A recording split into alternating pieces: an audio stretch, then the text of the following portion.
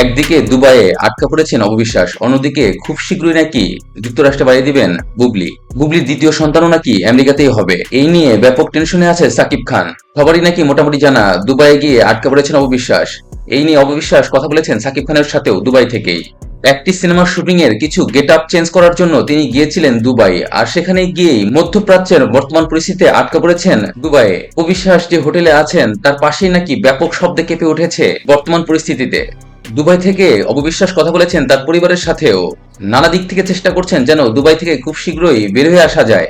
কিন্তু বর্তমান পরিস্থিতি এতটাই ভয়ানক যে সেখান থেকে বের হওয়ার কোনো অবস্থায় খুঁজে পাওয়া যাচ্ছে না। এই নিয়ে সাকিব খানকে ফোন করা হলে সাকিব খানকে ফোনে কোনোভাবেই পাওয়া যায়নি। অন্যদিকে বুবলিকে নিয়েও টেনশনে আছেন সাকিব খান। এই পরিস্থিতির মধ্যেই বুবলিকেও নিয়ে যেতে হবে আমেরিকাতে, যেখানে বর্তমান পরিস্থিতিতে ভিসা পাওয়া খুবই কঠিন হয়ে দাঁড়িয়েছে। যদি আমেরিকা অনুমতি না দেয় তাহলে কিভাবেই বা নিয়ে যাবে বুবলিকে আমেরিকাতে। এই নিয়ে নেটিজেনদের ভিতরে আগ্রহ শেষ নাই।